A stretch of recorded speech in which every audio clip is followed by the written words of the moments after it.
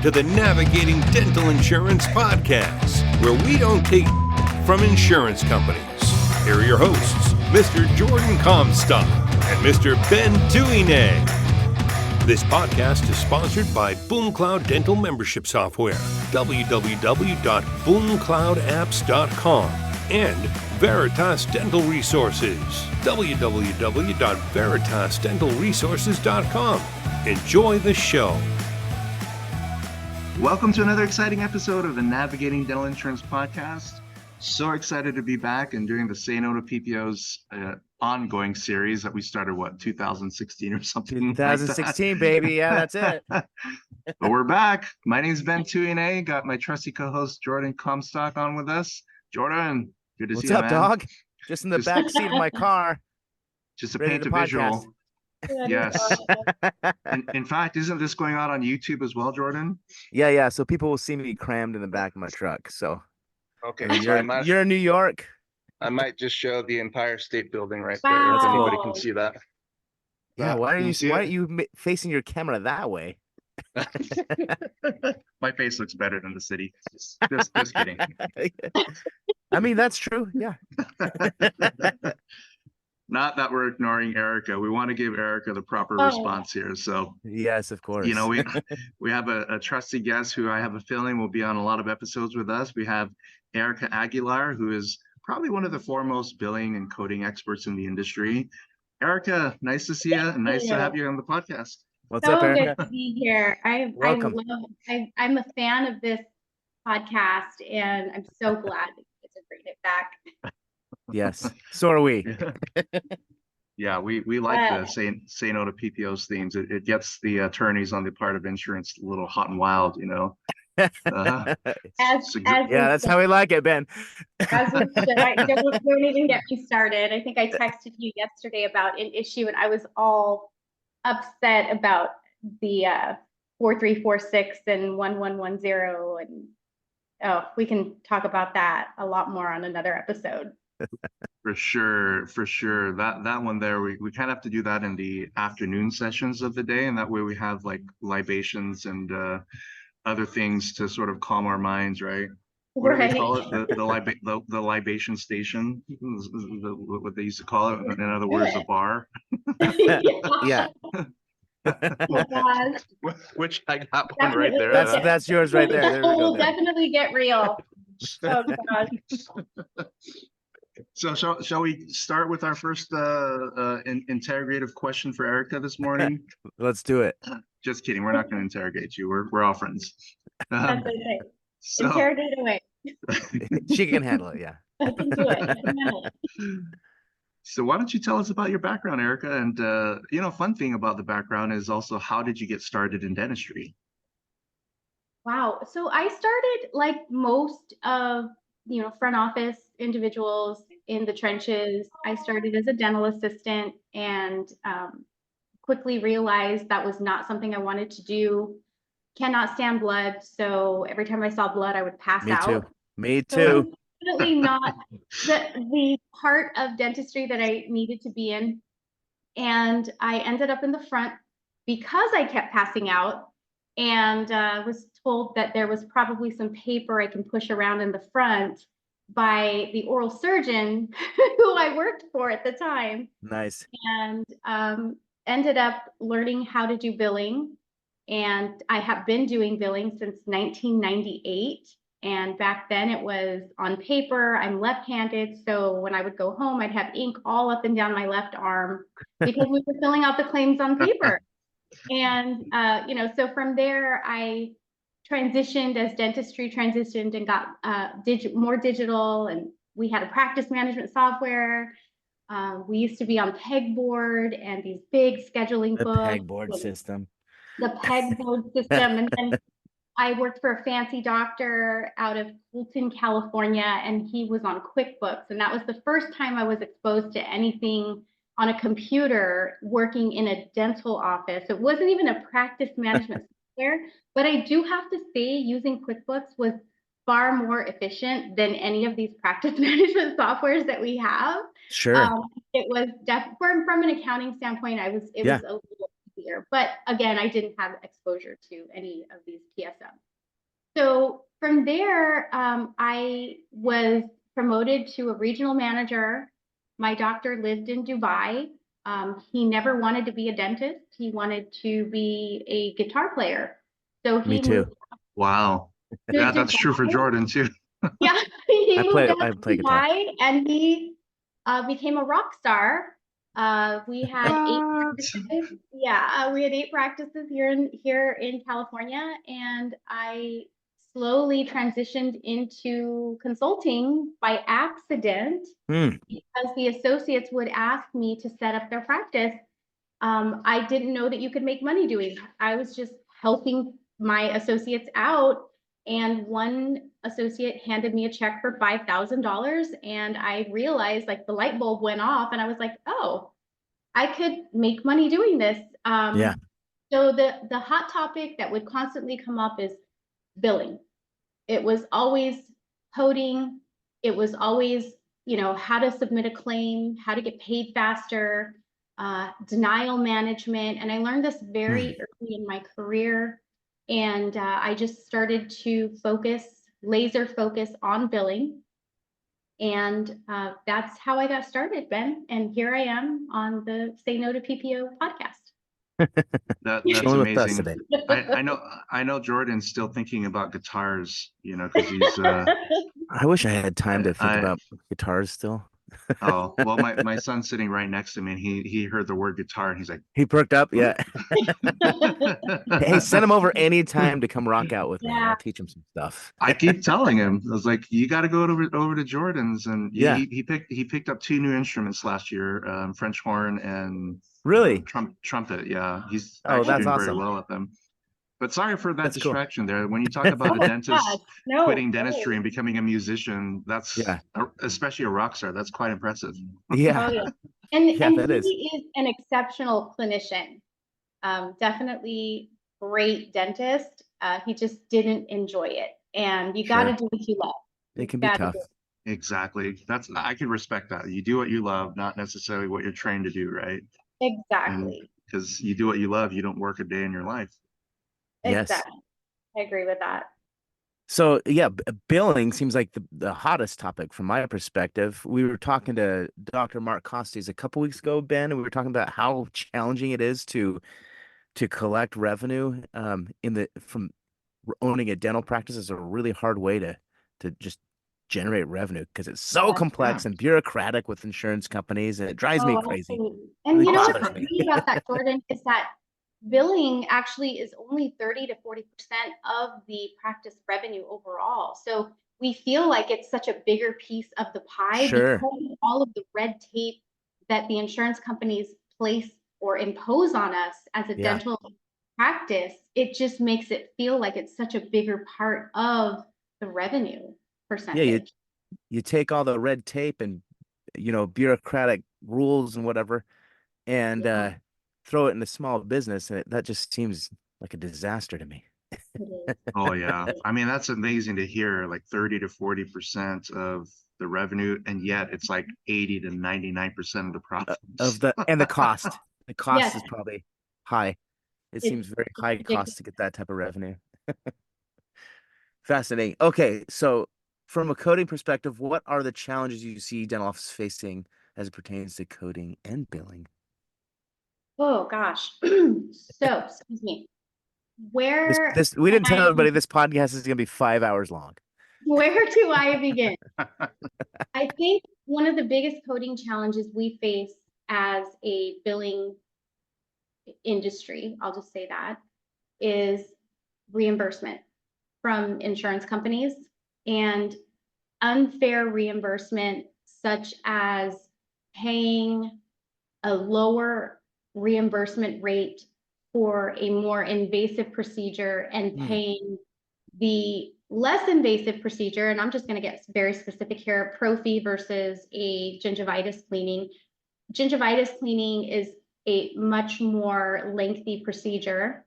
Prior to having a code for it, we would call it a difficult prophy and charge the patient more for it. And that was pre, I think it was 2015 when we were given 4346 or 2016, I don't remember exactly.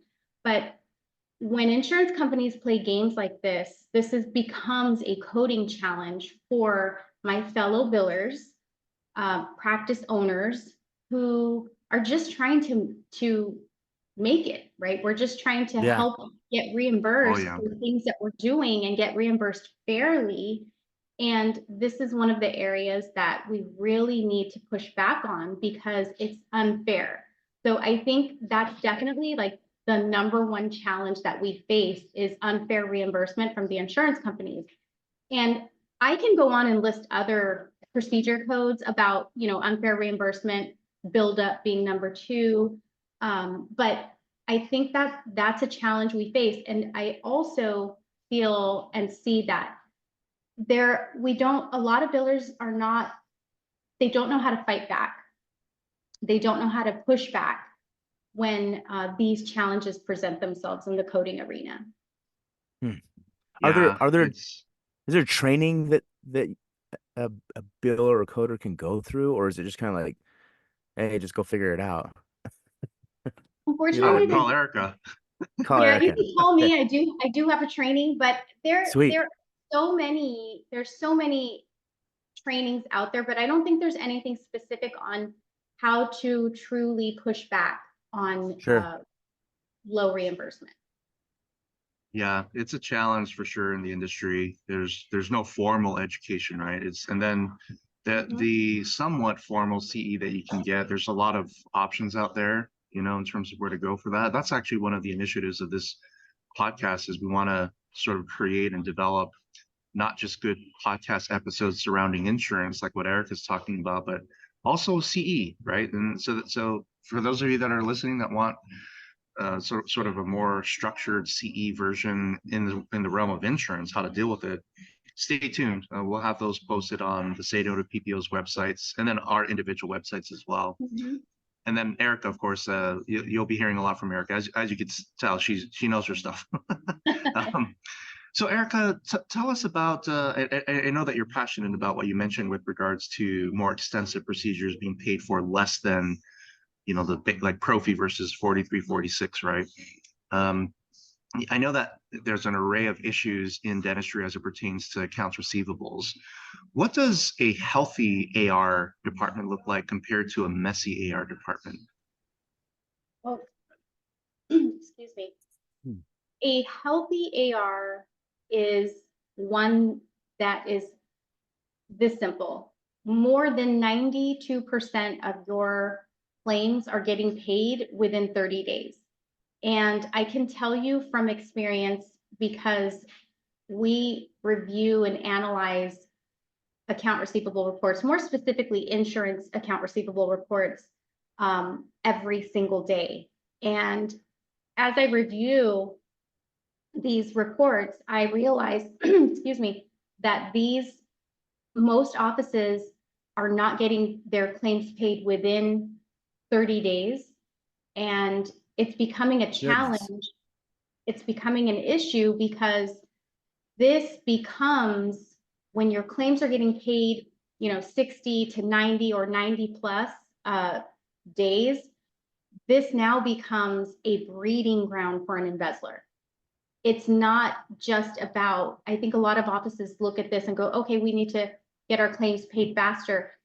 It's not just about making sure that your claims are getting paid faster. It's about keeping clean AR. So to go back to your question, making sure that more than 92% or more of your claims are getting paid within 0 to 30 days, and ensuring that your claims are not trickling into the 90 plus day column, because once it gets to that 90 plus day column, it's almost impossible without appeals, without threats to go to the insurance commissioner, without all that extra work. It's almost impossible to get cost. Yeah. Yeah, it's that you're losing in productivity. We're losing in so many things. So it's very important that our billers understand how to submit a clean claim the first time around and get that claim paid within 30 days. That's what clean AR truly looks like. And I've only seen one or two in the past I don't know, post-COVID, maybe 1 or 2 offices. I just saw one recently who's at like 94% 0 to 30 day. But other than that, wow. everybody else is like in the 50 to 60% range in the 0 to 30 day column, and their 90+ day column is pretty heavy, Ben. Man. Yeah, I always bring this up because, you know, in our space here, we deal with negotiating PPO fees, right? And what I've always seen in most dental practices is that there's more opportunity with cleaning up your AR than there is with negotiating fees a lot of Really? times, right? Oh yeah, like when you negotiate fees with insurance, I'm not saying that you shouldn't. What I am Yeah. saying, what I am saying is you shouldn't ignore your billing department because Correct. Just anything money. yeah, like as an Focus example, on it. I took a look at a client where the fee increases from negotiating PPO fees represented about an 8% revenue increase for the practice. That's actually pretty significant for a practice that does over $1 million a year, you know? Oh, yeah. But if their cash Um, flow is bad, it's a worse problem, is what you're saying? so they produce 2.5 and they collect Uh-huh. about 1.2. So you can naturally see there with a mix of PPOs and the average PPO write-off being about 40%. And the practice, Yikes. not all patients have insurance, you know, that Yeah. level of write-off, that's over $1 million, you know. Yeah. And when you look at, Gosh. well, why aren't we collecting all that extra income? It's very little to do with the fee negotiation or fee schedules. It has more to do with the mismanagement of the accounts receivables in general, Hmm. miscoding, not appealing denied claims, things like that. So So, anyway, yeah. Erica, so do practices not have, I mean, I know we're talking about the insurance side, but with collecting money, do they not have very good policies in place? Not at all. Um, Not at all. I okay. think a lot of Hmm. offices struggle with enforcing financial policies. I am a Yeah. huge fan of having in your financial policy mentioning that we will give your insurance company 45 to 60 days, whatever is comfortable for the practice. But I like 45 Yeah. days. We I will like give the 30. insurance I like company. zero, net zero. Net We're zero is the gonna give best. yeah, I mean, helping the patient to understand that yes, we're going to bill your insurance company and we're going to give them a reasonable amount of time to pay the claim. However, you are ultimately responsible for the balance. And I think that we fail to insert that into our financial policies. And Hmm. even if it's there, it's not enforced. Sure. So they may have it and they say it, but then they don't enforce it. Right. Exactly. Interesting. Yeah, that causes lots of issues. It can cause some AR issues. I agree with Gosh, it. I it seems like practice owners don't sleep well at night. I wouldn't if my AR was a mess. Yeah. If your if your 90+ day column is heavier than your 0 to 30 day column, you probably want to get some help with AR cleanup. Yeah. And I mean, we definitely see that a lot. Hey, I want to let everybody know that Jen joined us. Jen, if you're What's there, up, you can Jen? unmute yourself. And for Hello, our good morning. podcast listeners, yeah, Jen Morning. is a rock star hygienist. That she's a coder and a biller, so she's sort of probably one of the best in the industry in terms of the whole area of hygiene and how that fits in with coding, right?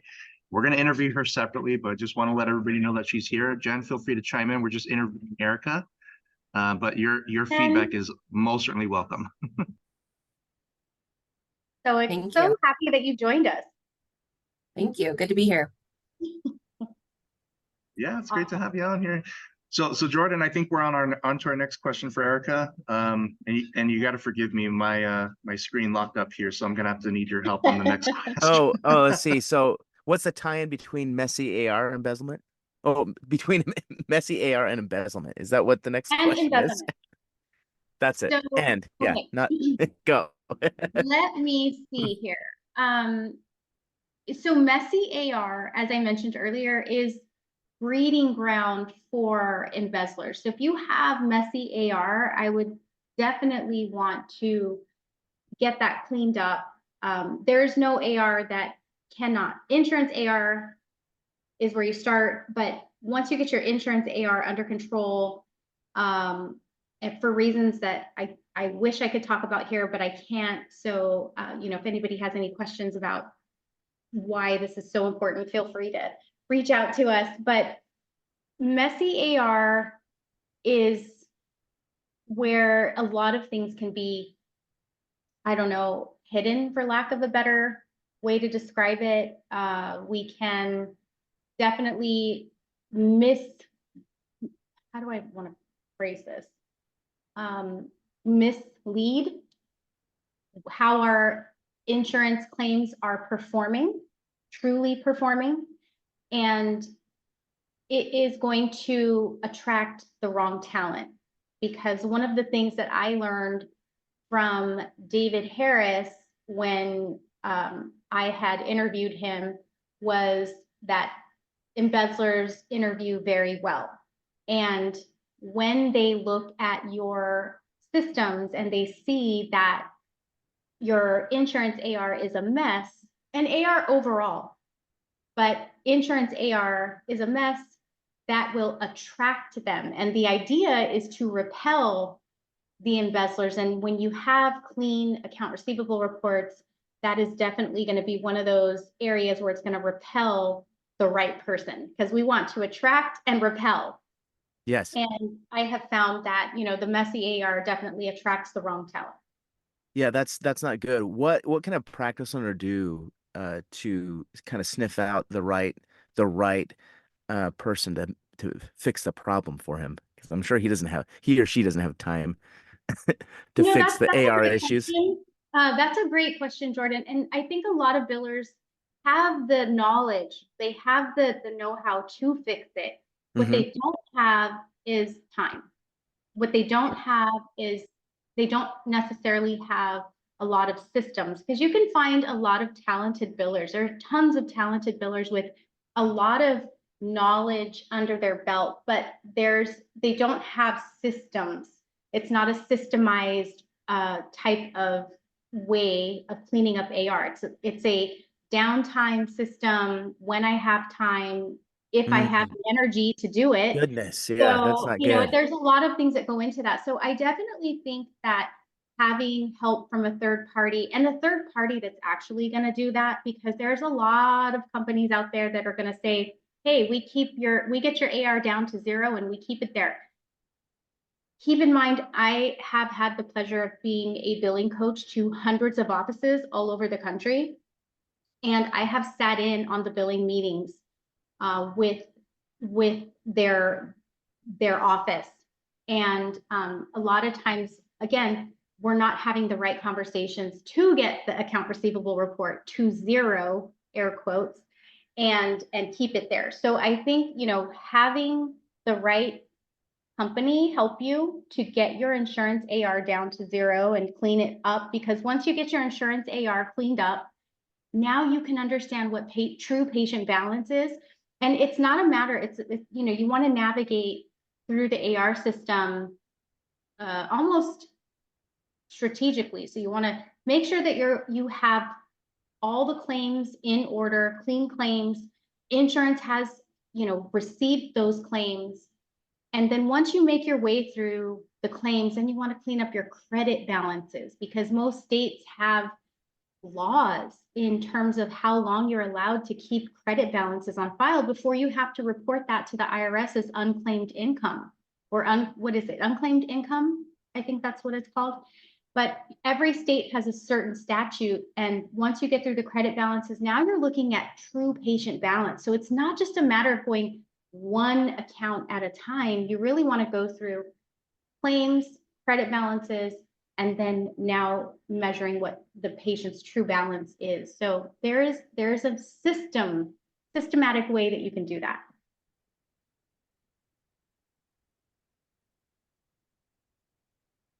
Sorry, that's cue for me. I try to hit unmute, but I saw my cursor kind of moving around. I was like, what am I hitting on my computer?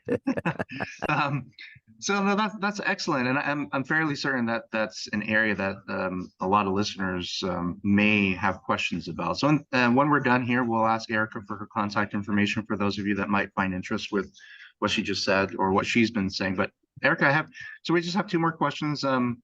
The one I have for you is, I know that you do events across the country, lots of webinars as well. What are the most common responses you get from practice owners when asked, how do they rate their own billing department? So one of the common questions is, one of the common answers is, I have a billing department. What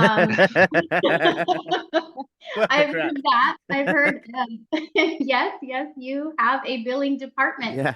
If any organization is broken down into departments, we have a billing department, and the billing department does have certain KPIs that we need to monitor.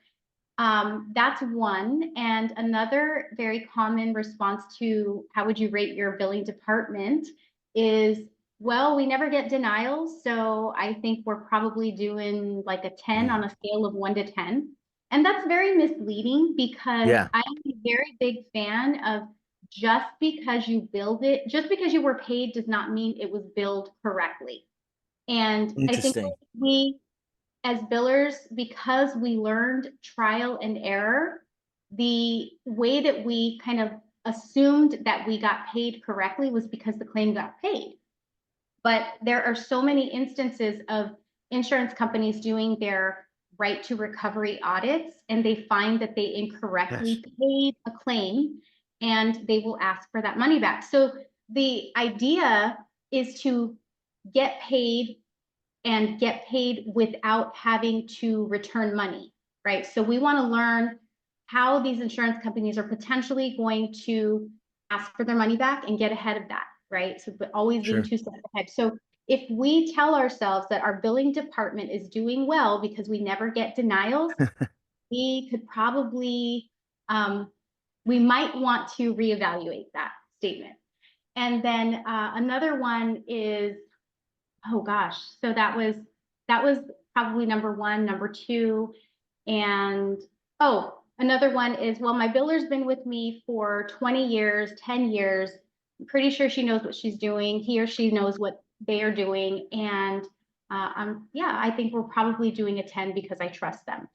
And I'm not saying don't trust, but I am saying always trust and verify. I was gonna say trust and verify. Yeah. Always.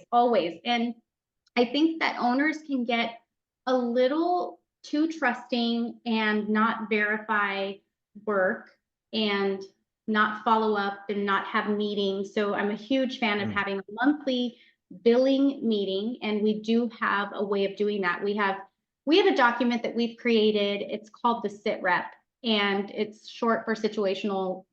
What is that? Situational report. Yeah. And it basically outlines, with the way it's filled out, it outlines the current status of the billing department. And we're talking about, how many denials did we receive this month? Let's take a look at denial patterns. Let's take a look at, more than just how many, what are the numbers in the 0 to 30-day column. We take a look at, how did we perform last month and how are we doing this month? So again, trusting and verifying work, that's what that's all about. What you mentioned something about KPIs. What are KPIs that the billing department should be tracking? Oh, that's my first I have 5 KPIs. Sweet. And Jen's gonna love this one because it does involve hygiene. So the first one is going to be the 0 to 30-day column. I like to see our claims getting paid 92% or better. The second one is going to be the 60 to 90-day column, and I like to see that performing. I don't like to see more than 5% of all insurance money owed to the practice in that column. So 60 to 95% or less. And then when we get to the 90+ day column, I don't like to see that heavier than 3% of all insurance money owed to the practice. The fourth KPI is days in AR. So how long does it take from the time that we open a claim or start a claim to the time that we are closing or posting payment with that claim? I don't like to see that greater than 15 days. And then finally, and this is where Jen's going to chime in, is hygiene performance. What is your hygiene performance percentage? Because Jen will tell you, we leave so much opportunity in the billing arena. Oh, yeah. I mean, we just leave so much opportunity for things that a hygienist is doing. And Jen, I'll let you take over because I know that this is your jam. Yeah. So in the hygiene department, there's a lot of missed opportunity when it comes to codes that you're still doing in the chair, but you're not necessarily billing or realizing that you can bill for. So you're still doing them, you're just not getting paid for them. And I think a lot of offices are totally unaware of that. Hygiene performance is something that we look at very, very closely when it comes to the KPIs. Perio performance, we're looking at 60 to 80% is ideal. You know, the average CDC did a statistic that said that 70% of Americans have periodontal disease, but most offices that we see are in the like 16% perio performance. Incredibly low. Wow. Yeah. Yeah, 1.6. 1.6. I mean, Wow. it's really crazy to us because you'll have some pretty seasoned hygienists on these teams, and what you will see is that the overall, when you really dissect the performance of the hygiene department, it's not so hot.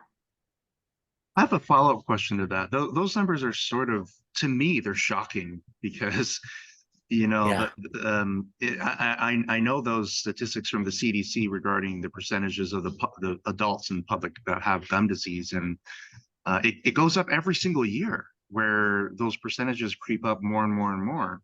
Why is it, do you think, and this is a question for both Jen and Ericka, why is it, do you think, that many practices are underperforming in their perio protocols?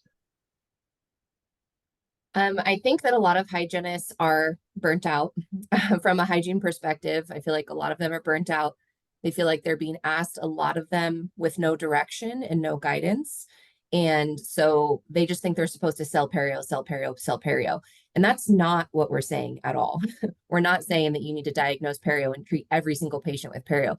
What we are saying is, let's go through our systems and our processes and make sure that we have systems in place that get you to the point where you can then confidently say to the patient, you have gum disease, this is how we need to treat it, these are the steps that we need to go there.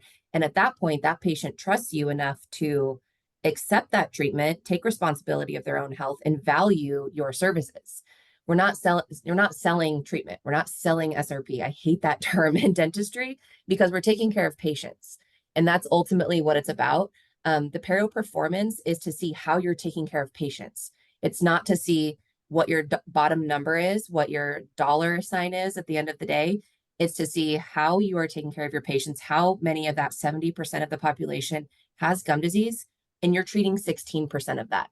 So you are not taking care of your patients properly when you only have a 16% perio performance. And that's ultimately what we're looking at there. And you'll see the stark difference between, and this is why Jen and I work so well together as a team, because I'm all about, she's clinical care, she's patient care, and I am the biller. So my job is to make sure that you are getting reimbursed for the treatment that you are performing or that you're rendering with the patients. And, you know, likewise, she's going to help the clinical team to understand how to document for things that you're already doing. And the reason I say that is because I've had the pleasure of speaking to a group of, I think it was a couple hundred hygienists, but it was a room full of hygienists. And we were specifically talking about 4346 versus 1110, prophy versus gingivitis cleaning. And, you know, with the gingivitis cleaning, it's supra and subgingival cleaning with the with absence of periodontal disease. And I surveyed the room, and 100% of the hygienists said that they go subgingival during a quote unquote prophy cleaning. And they do recognize that they are doing gingivitis cleanings or gingival inflammation cleanings and documenting for a bloody prophy. So that's where the clinical training comes in, is that I can't, as a biller, this is why the name of my book is called I'm Just the Biller, because I'm just the biller. I cannot teach a clinician to do something different if that's what they document for. So Jen comes in and shows them on the clinical side, how we can improve what you're already doing. Because Jen, wouldn't you agree? Their actual performance is probably much higher because we know they're doing the treatment. They're just not documenting in a way where we can actually bill for it. Yeah.